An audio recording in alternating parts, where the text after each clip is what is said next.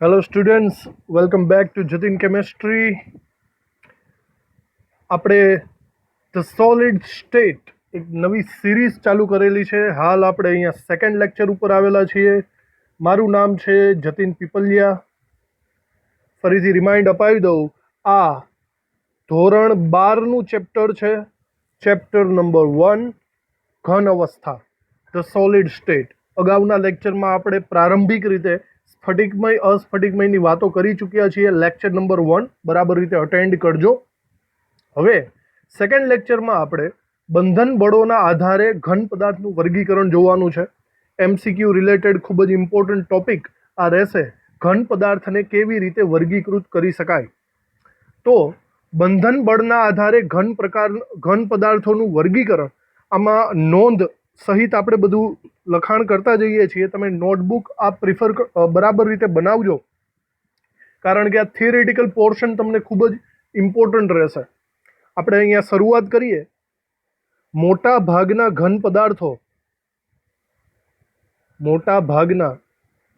ઘન પદાર્થો સ્ફટિકમય પોઝિશનમાં હોય છે, સ્ફટિકમય અવસ્થામાં હોય છે. ખૂબ જ ઓછા પદાર્થો એવા હોય જે અસ્ફટિકમય પ્રણાલીમાં હોતા હોય છે.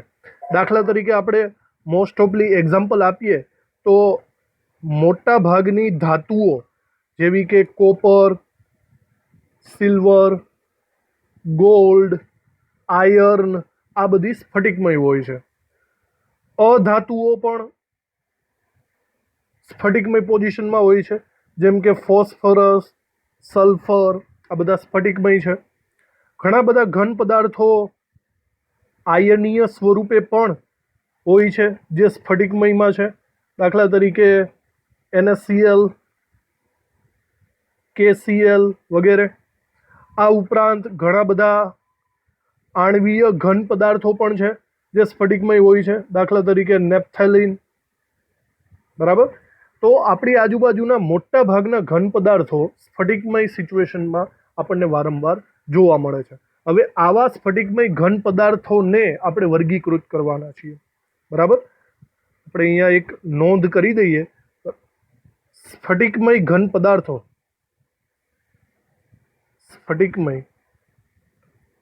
પદાર્થોનું વર્ગીકરણ આપણે કરવાનું છે. પણ એક વસ્તુ યાદ રાખજો, આ જે વર્ગીકરણ છે તે આંતરઆણ્વીય આકર્ષણ બળના આધારે છે. બરાબર. તેમના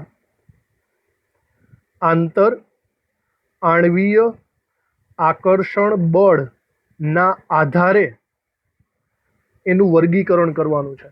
તો આંતર આણ્વીય આકર્ષણ બળના આધારે આપણે આનું ટોટલ 4 અલગ અલગ રીતે વર્ગીકરણ કરવાના છીએ, જે આગળ જઈને આ લેક્ચરમાં આપણે ખૂબ જ ડિટેલમાં ભણશું.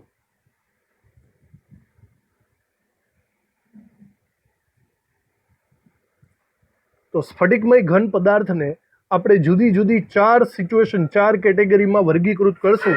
ડિપેન્ડ એની અંદર આકર્ષણ બળો કેવા છે. ફર્સ્ટ ઓફ ઓલ આપણે જોઈશું આણ્વીય ઘન પદાર્થો. ત્યારબાદ આપણે જોઈશું આયોનિક એટલે કે આયનીય ઘન પદાર્થો. ત્રીજું જોઈશું આપણે ધાત્વિક ઘન પદાર્થો, મેટલ સોલિડ. અને છેલ્લું આપણે જોઈશું સહસંયોજક, જેનું બીજું નામ છે જાળીદાર ઘન પદાર્થો. તો આ 4 વસ્તુને આપણે આગળ ડિટેલમાં ભણવાનું છે, જેને રિલેટેડ આ ટોપિક મોસ્ટ ઓફલી MCQ રિલેટેડ જ છે. તમારે થિયરિટિકલ તમારે ગોખણપટ્ટી કરવી નહીં પડે.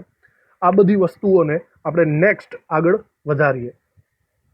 સૌથી પહેલાં આપણે આણ્વીય ઘન પદાર્થ જોવાનું રહે છે. બરાબર. આણ્વીય ઘન પદાર્થ એટલે સીધી વાત પહેલાં તો સમજી લ્યો, એવા ઘન પદાર્થ કે જેમાં ઘનના ઘટક કણો તરીકે અણુઓ આવેલા હોય છે, જેમની અંદર અણુઓ એ એના મેઇન ઘટક કણોના સ્ત્રોત હોય, તેવા ઘન પદાર્થને આણ્વીય ઘન પદાર્થો કહેવાય.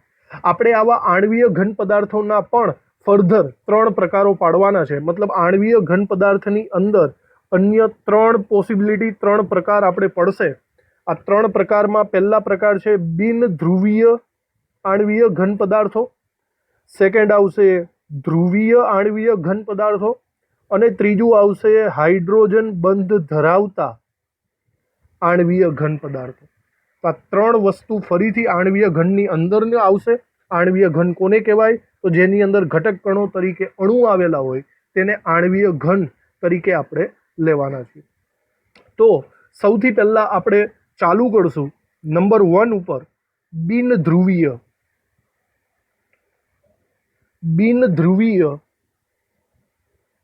આણ્વીય ઘન પદાર્થો. બરાબર, આ ટોપિક આપણે ચાલુ કરીએ. તો આને રિલેટેડ ઘણા બધા 5-6 મુદ્દાઓ છે જે તમને એમસીક્યુ રિલેટેડ બરાબર યાદ રાખવા પડશે. સૌથી પહેલી વાત, બિનધ્રુવીયનો મતલબ શું થાય? બરાબર, આણ્વીય ઘન એટલે તો સમજી ગયા કે જેની અંદર ઘટક કણ તરીકે અણુ હોય. બિનધ્રુવીય એટલે કે જેની અંદર પ્લસ માઇનસ જેવા બે ધ્રુવ ન પડતા હોય, જે ઓવરઓલ બધી રીતે તટસ્થ હોય તેવા અણુઓ બિનધ્રુવીય છે. દાખલા તરીકે આવા અણુઓ તરીકે આપણે કોને કોને લઈ શકીએ? દાખલા તરીકે આપણે આવા અણુઓ તરીકે helium, neon, argon, krypton, xenon જેવા તત્વો લઈ શકીએ છીએ. તત્વો, બરાબર. આ જોઈ શકો છો, હિલિયમ, નિયોન, આર્ગોન, ક્રિપ્ટોન, એમની અંદર કોઈ પણ પ્રકારનો પ્લસ માઇનસ જેવો વીજભાર નથી. આ ઉપરાંત H2, Cl2, I2, મિથેન એટલે કે CH4, આના જેવા બિનધ્રુવીય અણુઓ પણ લઈ શકો છો. તો આ દરેક પદાર્થો એ આ કેટેગરીમાં આવે છે, બિનધ્રુવીય આણ્વીય ઘન પદાર્થમાં. હવે આવા પદાર્થોની ફર્ધર આગળ વાત કરીએ તો આમાં નોંધ કરવા જેવી વાતો કેટલી છે. સૌથી પહેલી વાત, તો આવા જે અણુઓ છે તેમની વચ્ચે આવા અણુઓમાં નિર્બળ પ્રકારના વિક્ષેપણ બળો ઉદ્ભવે છે. વિક્ષેપણ બળો, ફર્ધર આપણે એને લંડન બળો પણ બોલીએ છીએ. લંડન બળો હોય છે. આ ધોરણ 11માં તમે ભણી ચૂક્યા છો, બરાબર, કે જેમની અંદર પ્લસ માઇનસ જેવો કોઈ વીજભાર નથી હોતો. બરાબર, દાખલા તરીકે આ નોર્મલ કોઈ પરમાણુ છે અને આ નોર્મલ કોઈ પરમાણુ છે, તો આમાં કોઈ પ્લસ માઇનસ જેવો વીજભાર નથી, તો આ બંને વચ્ચે નોર્મલી આકર્ષણ શક્ય જ નથી. ખૂબ જ નિર્બળ એવું વિક્ષેપણ બળ, લંડન બળ એટલે કે વાન્ડરવાલ્સ ટાઈપનું બળ તેની અંદર જોવા મળશે. તો આ પહેલી વસ્તુ યાદ રાખવી બરાબર રીતે. હજી આગળ વાત કરીએ તો આવા જે અણુઓ છે તેમના ગલન બિંદુ ખૂબ જ નીચા હશે. આકર્ષણ બળ નથી તો ગલન બિંદુ નીચા જ હોય. આવા બધા ઘન પદાર્થ પોચા હશે અને વિદ્યુતના અવાહક હશે. ચલો, વિદ્યુતના અવાહક એ તો સીધું સમજી જ શકાય, પ્લસ માઇનસ જેવો કોઈ ચાર્જ નથી તો સિમ્પલી તેઓ અવાહક તરીકે જ કન્સિડર ગણાશે. આ ઉપરાંત સામાન્ય તાપમાને, સામાન્ય ટેમ્પરેચર અને દબાણે તેઓ પ્રવાહી કે વાયુ સ્વરૂપે, વાયુ અવસ્થામાં અસ્તિત્વ ધરાવે છે. હવે જેમની વચ્ચે કોઈ પણ પ્રકારનું આકર્ષણ બળ નથી હોતું, નિર્બળ ટાઈપનું આકર્ષણ બળ હોય, તો તેમના અણુઓ તો ભાઈ છૂટા છૂટા જ રહેશે ને. તો એનો મતલબ એ પ્રવાહી કે વાયુ સ્વરૂપે જ અસ્તિત્વ ધરાવી શકે છે. તો આ આપણો ટોપિક થઈ ગયો ફર્સ્ટ, બિનધ્રુવીય ઘન પદાર્થો. બરાબર, નેક્સ્ટ આપણે આગળ વધીએ. બિનધ્રુવીય ઘન પદાર્થો બાદ આપણે સેકન્ડ લઈએ આણ્વીય ઘનમાં ધ્રુવીય ઘન પદાર્થ. તો સેકન્ડ, ધ્રુવીય ટાઈપના આણ્વીય ઘન પદાર્થો. બરાબર, ધ્રુવીય ટાઈપના આણ્વીય ઘન પદાર્થો. હવે સમજી શકો છો ધ્રુવીયનો મતલબ શું થશે. ધ્રુવીય એટલે એની અંદર કંઈક પ્લસ માઇનસ જેવા આયનો આવેલા હશે. બરાબર, આની અંદર દાખલા તરીકે આપણે જો એક્ઝામ્પલ લઈએ તો ઘન સ્વરૂપે સલ્ફર ડાયોક્સાઇડ અને ઘન સ્વરૂપે એમોનિયા. આ વસ્તુ આપણને ખબર જ છે કે સલ્ફર ડાયોક્સાઇડના અણુને જો દોરવો હોય તો હું આવી રીતે દોરી શકું છું. બરાબર, અહીંયા સ્પષ્ટ વાત છે, વિદ્યુત ઋણતાના હિસાબે ઓક્સિજન માઇનસ ઋણ વીજભારિત જોવા મળે છે. બરાબર, આંશિક માઇનસ ઋણ વીજભારિત, અને સલ્ફર એની કમ્પેરમાં શું થઈ જશે? પ્લસ ધન વીજભારિત થઈ જશે, આંશિક. સિમિલર એમોનિયાની વાત કરો તો એમોનિયાની અંદર પણ આવું જ સ્ટ્રક્ચર જોવા મળે છે. નાઇટ્રોજન અને હાઇડ્રોજન ત્રિકોણીય પિરામિડ સ્ટ્રક્ચર, એમાં પણ લોન પેર હોય છે.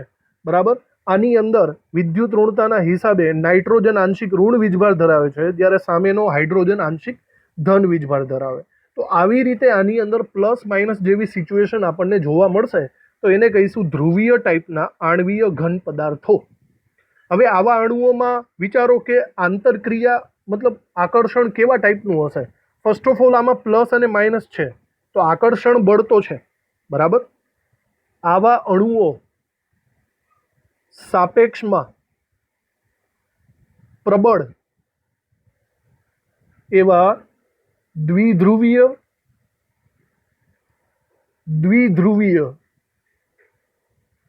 આંતરક્રિયાથી જોડાયેલા હોય છે.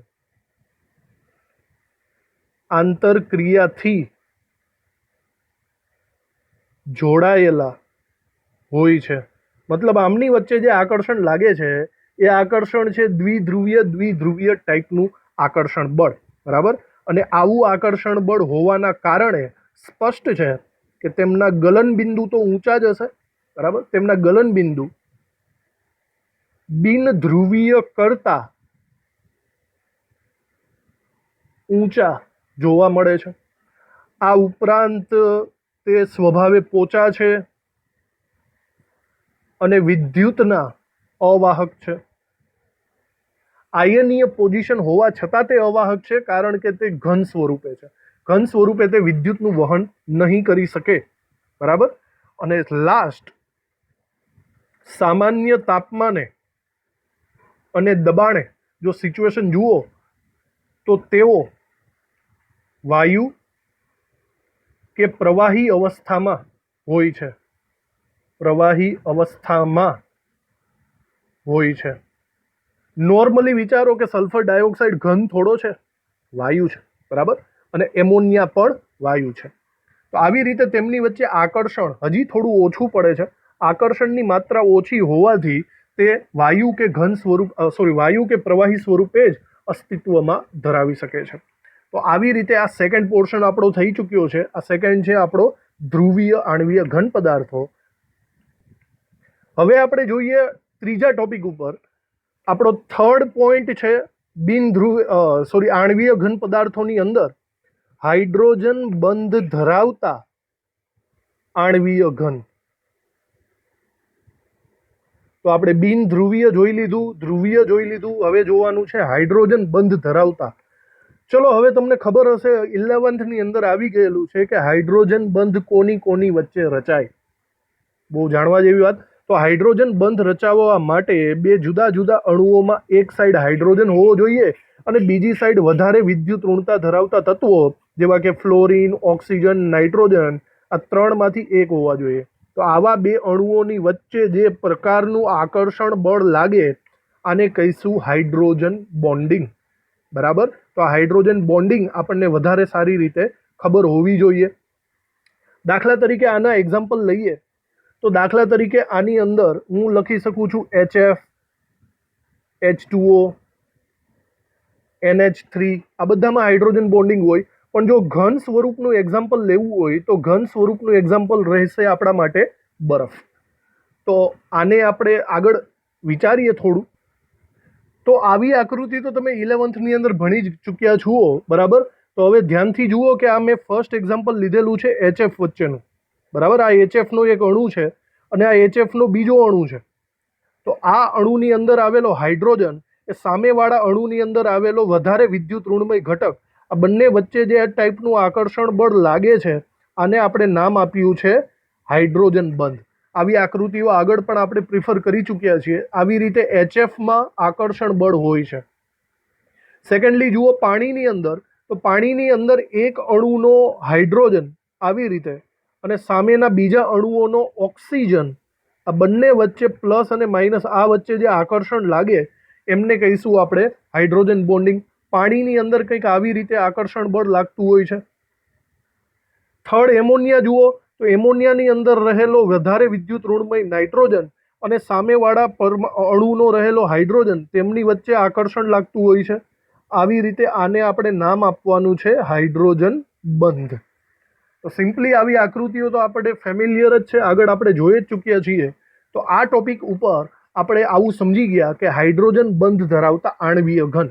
તો આને રિલેટેડ વસ્તુઓ જે મુદ્દાઓ છે જે લખીએ આપણે, નોંધ કરતા જઈએ.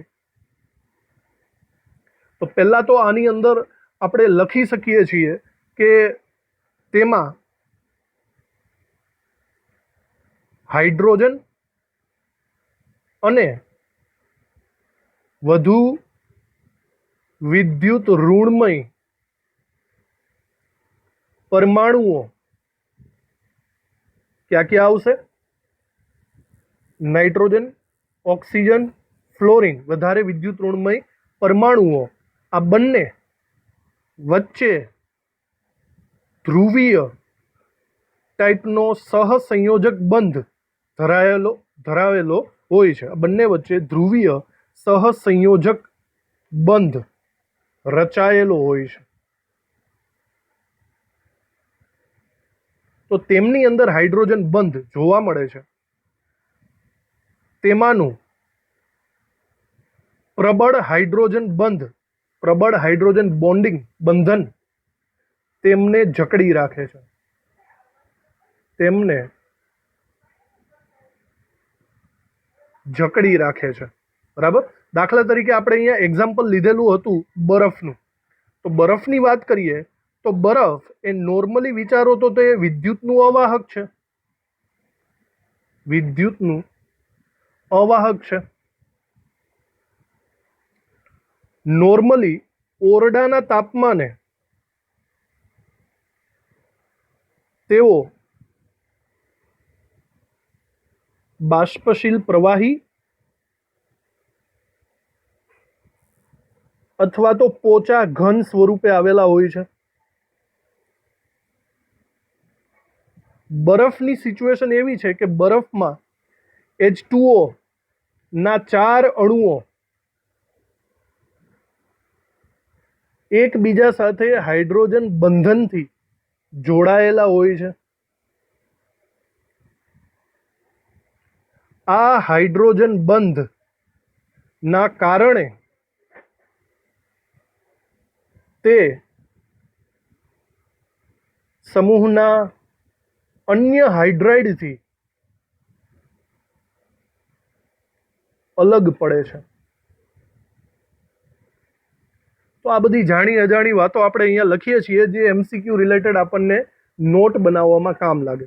તો ફર્સ્ટ ઓફ ઓલ આપણે આ વસ્તુ પૂરી કરીએ છીએ. ફર્સ્ટ આપણી વસ્તુ જે હતી એ છે આણ્વીય ઘન. આણ્વીય ઘનની સિચ્યુએશન આપણે અહીંયા ક્લિયર કરી.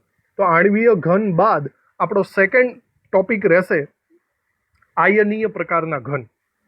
ચલો, આયનીય ઘન કોને કહેવાય? જે ઘન પદાર્થમાં ઘનના ઘટક કણો તરીકે આયનો આવેલા હોય તેમને આયનીય ઘન કહેવાય. આગળ આપણે ઘનના ઘટક કણો તરીકે અણુ આવેલા હોય તો આણ્વીય ઘન કીધું હતું. અહીંયા આયનો કેવા હોય? કાં તો પોઝિટિવ હોય, ધન આયનો, અને કાં તો ઋણ આયનો. તો જો કોઈ ઘનની અંદર આવા પ્લસ માઇનસ જેવા અણુઓ આવેલા હોય તો તેવા ઘનને આપણે આયનીય ઘન તરીકે ઓળખવાના છીએ. આવા ઘનની અમુક વાતો આપણે કરી લઈએ થોડીક વાર. જુઓ તો આયનિક સોલિડ, આયનીય ઘન પદાર્થ તરીકે હું I2 નો અણુ લઉં છું.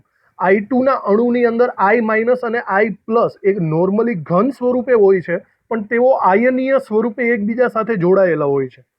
આની અંદર I પ્લસ અને I માઇનસ આયનો એ બંને વચ્ચે બંને અલગ અલગ પાર્ટિકલ આયનોના છે જે એકબીજા સાથે જોડાયેલા હશે.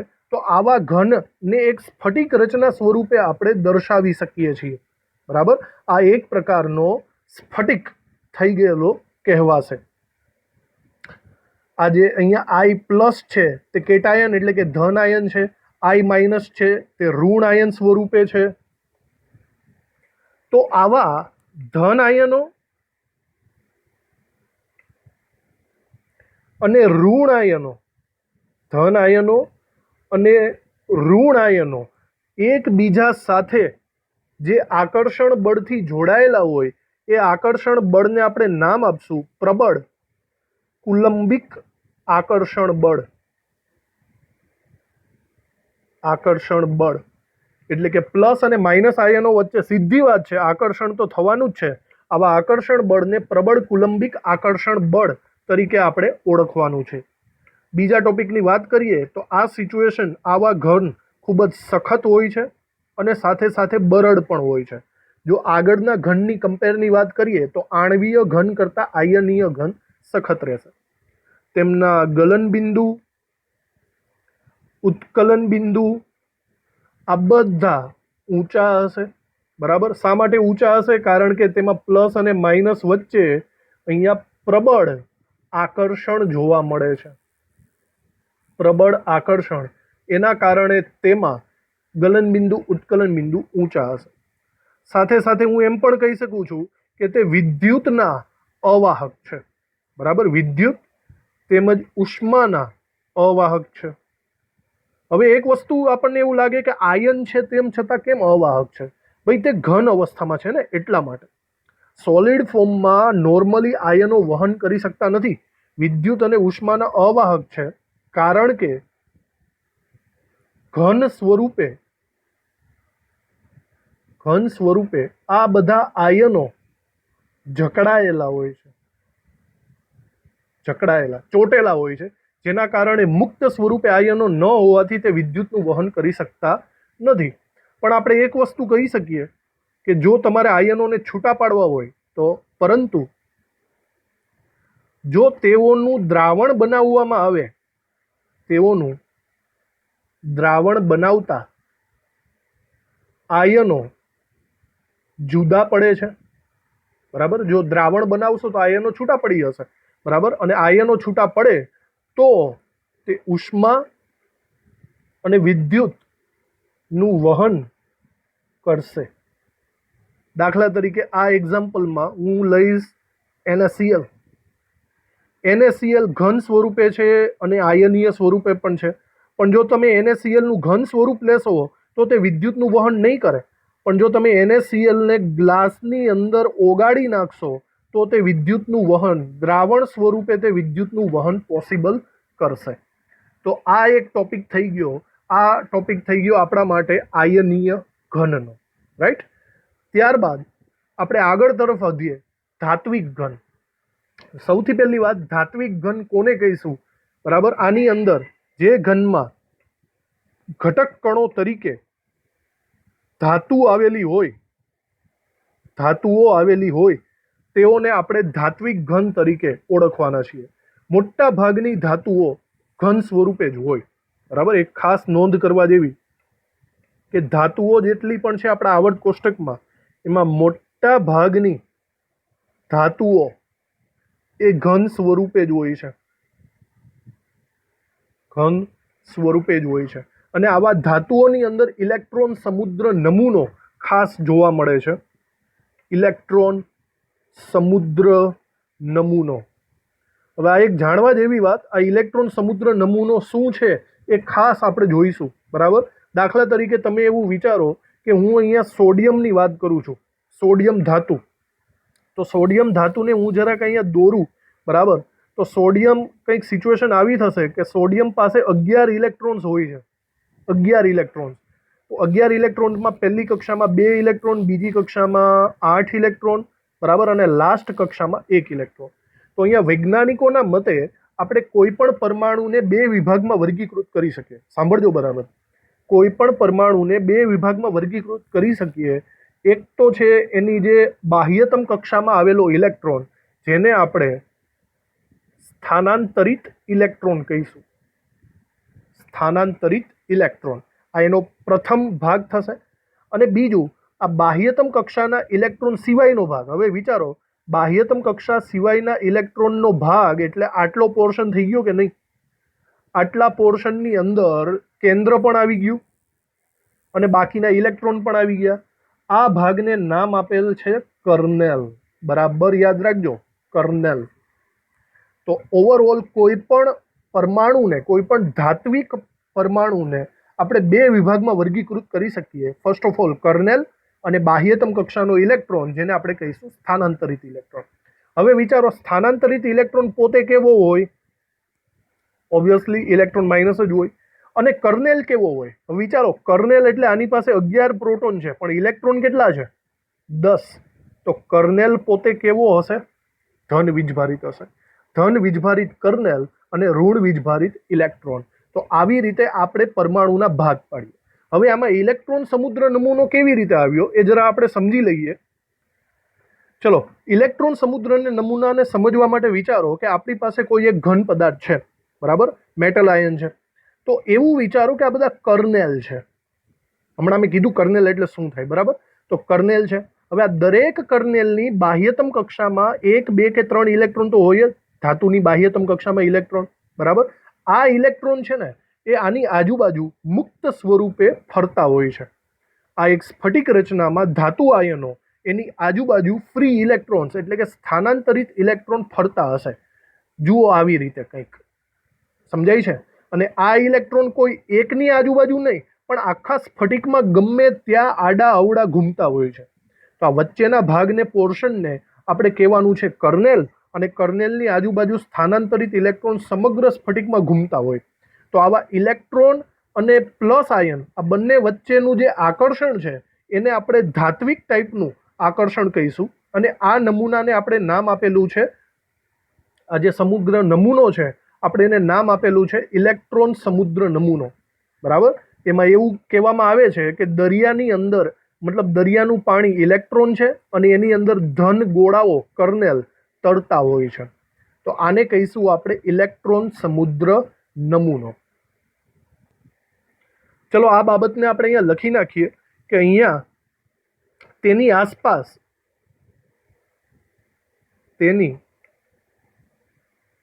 આસપાસ ઇલેક્ટ્રોન મુક્ત સ્વરૂપે સમગ્ર સ્ફટિકમાં ફરે છે અને ધન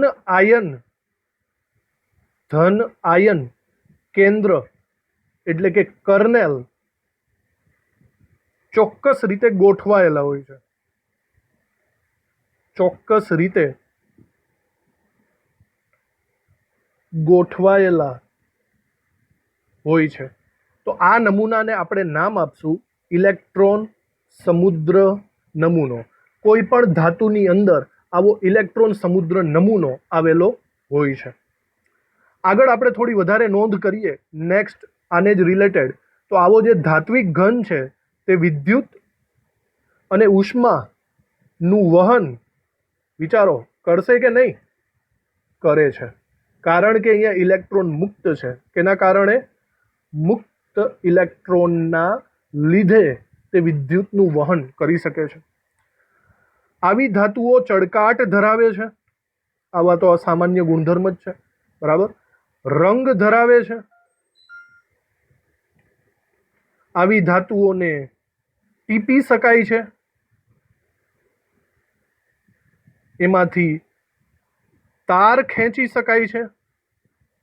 તો આ બધી ધાતુઓની સામાન્ય ગુણધર્મ એ રીતે આપણે આ બધું નોંધ કરી જ છે, જેની માહિતી આપણને છે જ. એક બીજી ખાસ વાત કે આ જે સમગ્ર સ્ફટિક છે, ધાત્વીય સ્ફટિકમાં જો વિદ્યુત બળ લગાડતા તેમના કેન્દ્ર ખસે છે. પોતાના સ્થાનેથી થોડાક એવા ઓસિલેટ એટલે કે વાઇબ્રેટ થાય છે. પરંતુ નવી અવસ્થામાં ઇલેક્ટ્રોન ફરીથી તેની આજુબાજુ ગોઠવાઈ જાય છે. મતલબ પહેલા જે રીતે ગોઠવણી થયેલી હતી, જો તમે આમાં વિદ્યુત પ્રવાહ પસાર કરશો તો તેમની ગોઠવણી થોડીક ડિસ્ટોર્ટ થશે. પણ આવી સિચ્યુએશનમાં પણ તેની આજુબાજુના ઇલેક્ટ્રોન છે પોતાનું નવું સ્થાન ગ્રહણ કરી જ લેશે. ફરીથી જેમ હતું એવી રીતે ફરીથી ઇલેક્ટ્રોન પોતાનું સ્થાન કવર કરી લેશે. આનો મિનિંગ આવો થશે.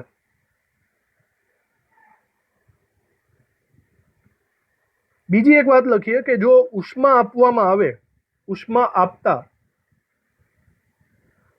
તેમની જે ઉષ્મીય ઉર્જા છે એ મુક્ત ઇલેક્ટ્રોન વડે પ્રસરે છે.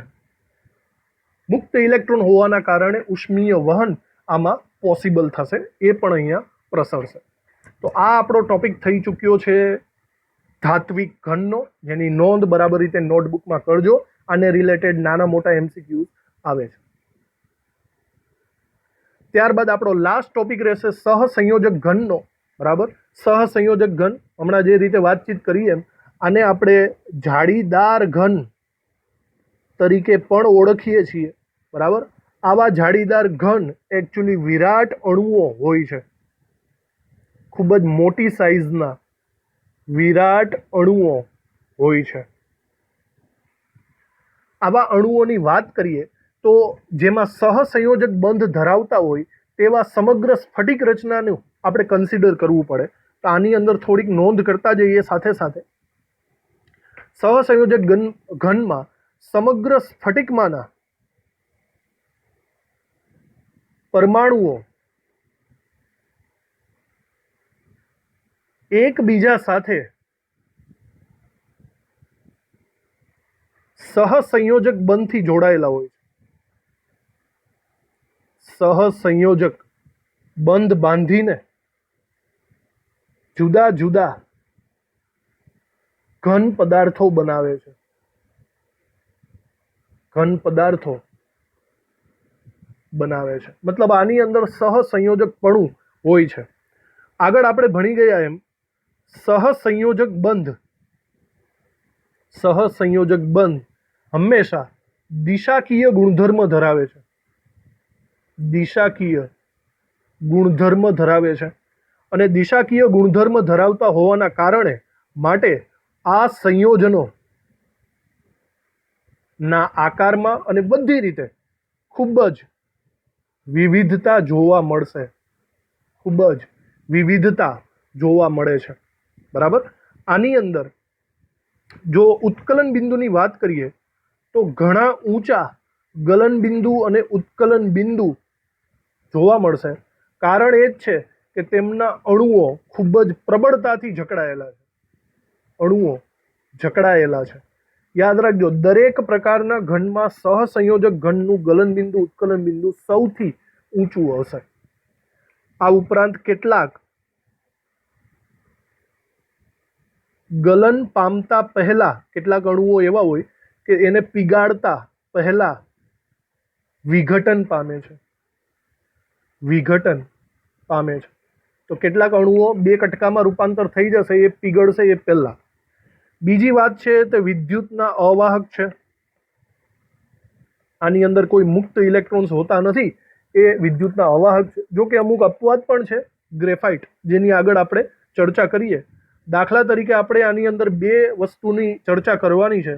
એક છે હીરો અને બીજો છે ગ્રેફાઇટ. હીરો અને ગ્રેફાઇટ આ બંને એક સહસંયોજક ઘન તરીકે આપણે કન્સિડર કરવાના છે. સહસંયોજક ઘનની અંદર આ બંનેને આપણે બરાબર રીતે સમજીએ.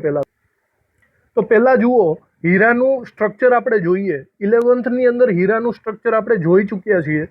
તો સહસંયોજક ઘનમાં આવી રીતે કાર્બનના અણુઓ સહસંયોજક બંધથી જોડાયેલા હોય. દરેક કાર્બન પરમાણુ બીજા 4 કાર્બન પરમાણુ સાથે 3 ડાયમેન્શનમાં ત્રિપરિમાણમાં જોડાયેલા હશે. આવો જે ઘન પદાર્થ બને છે એને આપણે કહીશું સહસંયોજક ઘન પદાર્થ. બરાબર, અને આને રિલેટેડ એક જુઓ તો એક જાળીદાર રચના પણ થઈ ગઈ. આવી જાળીદાર રચનાને આપણે જાળીદાર ઘન એટલે કે નેટવર્ક સોલિડ તરીકે પણ ઓળખીશું. ગ્રેફાઇટની વાત કરીએ. ગ્રેફાઇટની વાત જો આગળ વધારીએ તો ગ્રેફાઇટના સ્ટ્રક્ચર વિશે પણ આપણે જાણીએ જ છીએ. ગ્રેફાઇટનું સ્ટ્રક્ચર આવું કંઈક સ્તરીય બંધારણ ધરાવે છે. સ્તરીય બંધારણ, લેયરવાળું બંધારણ, જેમાં કાર્બન એ 3 ઇલેક્ટ્રોન 3 સાથે જોડાયેલો હોય છે, જ્યારે 1 ઇલેક્ટ્રોન મુક્ત સ્વરૂપે હોય છે. જો તેના એક સ્તરને જોઈએ તો તે આવું દેખાશે. કાર્બનની બાહ્યતમ કક્ષામાં 4 ઇલેક્ટ્રોન હોય છે, એટલે કે તે ટેટ્રાવેલેન્ટ હોય છે. આની અંદરથી ગ્રેફાઇટમાં કાર્બન 3 ઇલેક્ટ્રોન સાથે બંધ બાંધશે, 1 ઇલેક્ટ્રોન મુક્ત સ્વરૂપે રહેશે. જો આ 1 ઇલેક્ટ્રોન મુક્ત સ્વરૂપે રહે એનો મતલબ sp2 સંકરણ થઈ જશે, વિદ્યુતનું વહન પણ કરી શકશે. બરાબર. તો એ આ એક અપવાદ સ્વરૂપે આપણે લઈ શકશું. આ ઇલેક્ટ્રોન આ બે સ્તર વચ્ચે ઘૂમતા હોય છે અને આવી રીતે વિદ્યુત અને ઉષ્માનું વહન પોસિબલ બનાવે છે. જાળીદાર ઘન હોવા છતાં, એટલે કે સહસંયોજક ઘન હોવા છતાં તે વિદ્યુતનું વહન કરી શકે છે.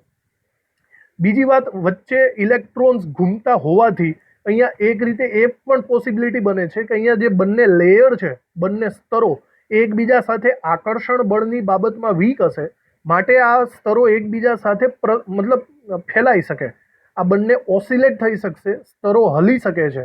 એના કારણે તેને હું ઘન સ્વરૂપનું લુબ્રિકેન્ટ તરીકે પણ ઓળખી શકીશ. ઘન લુબ્રિકેન્ટ એટલે કે આ એક પ્રકારનો ચીકણા જેવો પદાર્થ બનશે, એટલો બધો સ્ટ્રોંગ પદાર્થ રહેશે નહીં ઇલેક્ટ્રોન્સના કારણે. તો આપણે જે હમણાં વાત કરી તે આ બંનેની વાત આપણે અલગ અલગ રીતે લખીએ. સૌથી પહેલાં તો હીરો. જો હીરાની વાત કરીએ તો હીરાનું સ્ટ્રક્ચર કઠણ છે. બીજું, તે વિદ્યુતનું કેવું થશે? અવાહક છે, કારણ કે એની પાસે ઇલેક્ટ્રોન જ નથી, એની અંદરનું સ્ટ્રક્ચર sp3 સંકરણનું છે, એટલા માટે તે વિદ્યુતનું વહન નહીં કરી શકે, ઇલેક્ટ્રોન મુક્ત નથી. ત્રીજી વસ્તુ, તેમાં કાર્બનના 4 ઇલેક્ટ્રોન સહસંયોજક બંધ રચે છે. સહસંયોજક બંધ રચે છે અને ત્રિપરિમાણીય રચના બનાવે છે.